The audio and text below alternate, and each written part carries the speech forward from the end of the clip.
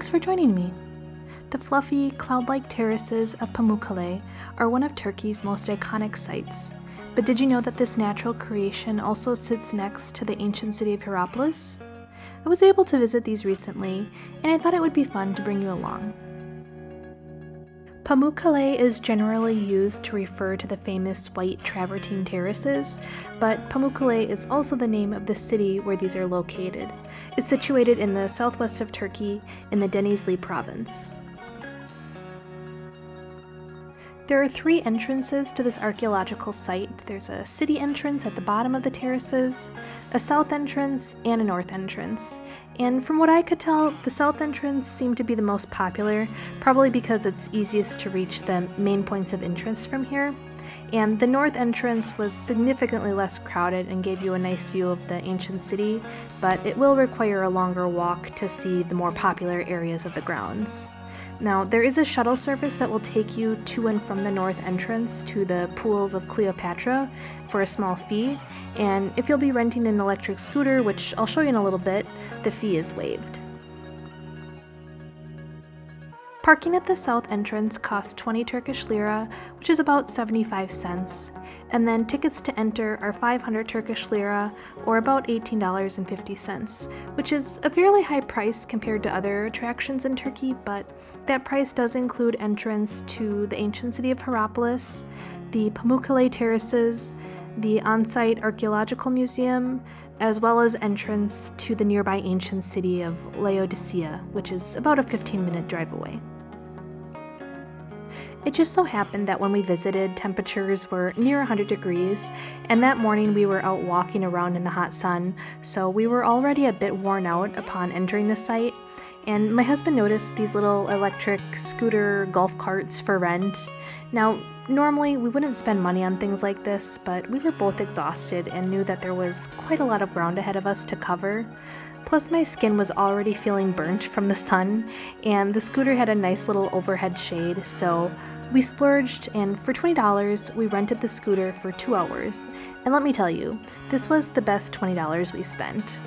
We saw these scooters available for rent near the south entrance, as well as by the building where the Cleopatra pools are, but there were no rentals at the north entrance.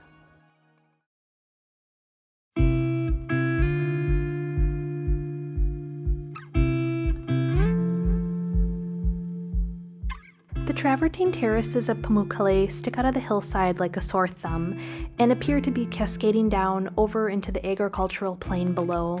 And although it may not appear it, these terraces are naturally occurring and are made of travertine formed by the deposits from the nearby hot springs. There are walkways that take you around the top of the terraces, and it's marked not to walk on the terraces in these areas, but that didn't seem to stop many people, unfortunately. Not all the pools had water in them when we visited, and from what we could gather, they divert the water occasionally to help preserve the thermal pools.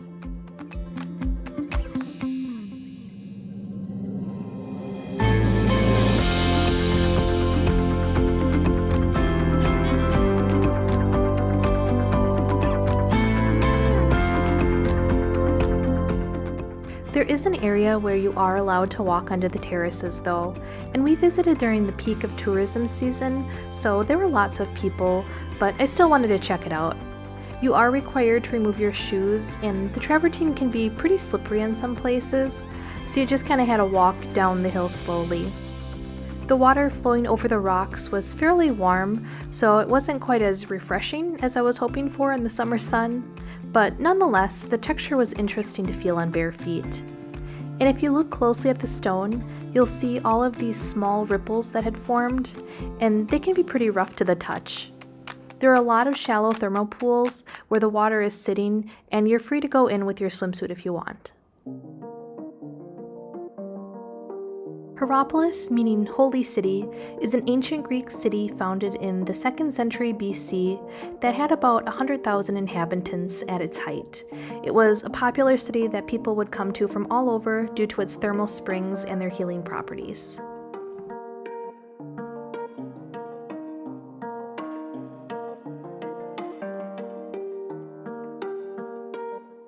Just below the theater is another popular attraction at Hierapolis called the Plutonian.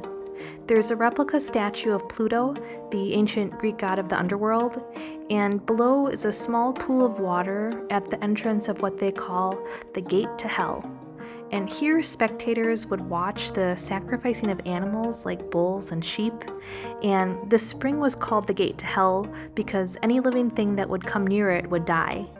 Now, this isn't because it was in fact the entrance to hell, but rather because toxic carbon dioxide was being released from this spring, and today you can't actually go up to the entrance of the underworld, but there is a pathway constructed around it for you to get a better view.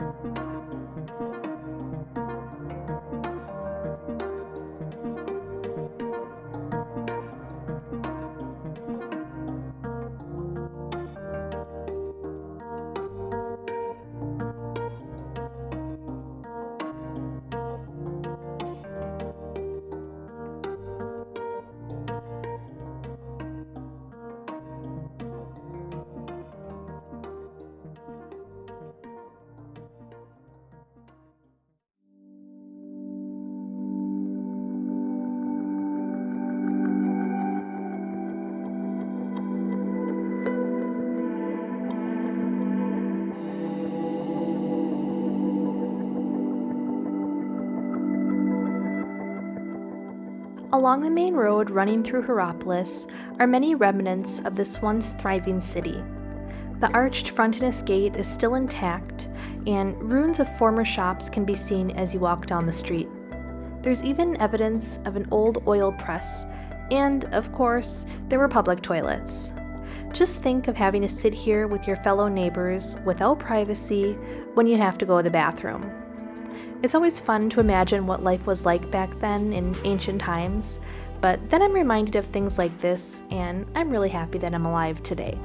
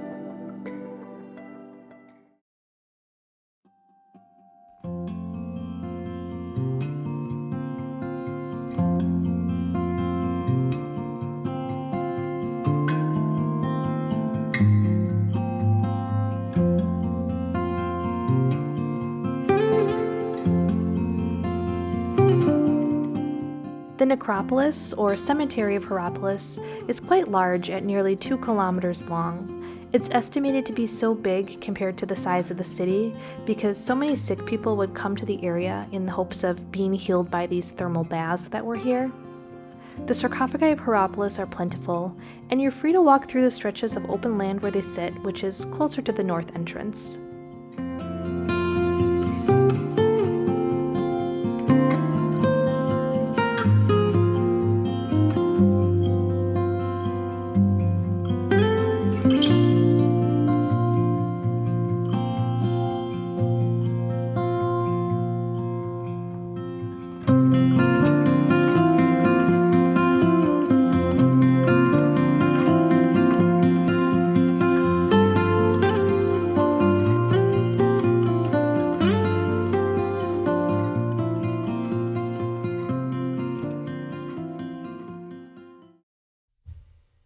Located near the Travertine Terraces is an on-site archaeology museum, which contains artifacts from Hierapolis, as well as other nearby ancient cities. The museum is located in what was once the Roman baths of the city, and there are 3 halls here: the Sarcophagi and Sculptures Hall, a Small Artifacts Hall, and the Hierapolis Theater Finds Hall.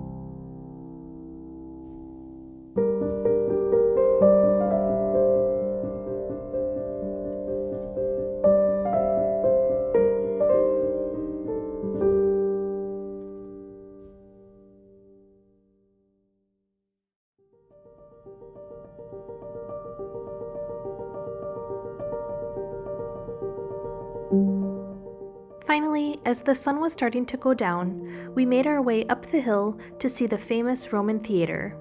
It's estimated to have been constructed around 60 AD, and I've seen a lot of ancient theaters now in Turkey, and this is certainly one of the better preserved ones that I've seen. It's said the stadium seats roughly 10,000 people, and standing up on top, you can certainly get a better sense of its size.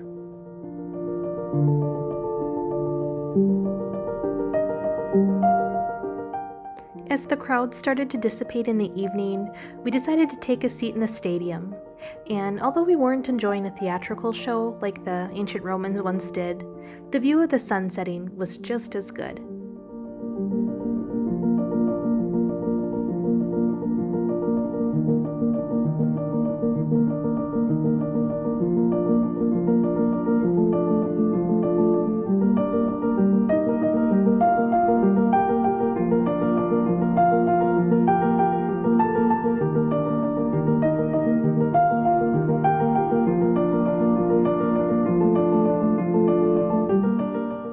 I hope you enjoyed this little video, and if you'd like to see more from my perspective as an American living in Turkey, please consider subscribing to my YouTube channel. I'd really appreciate it.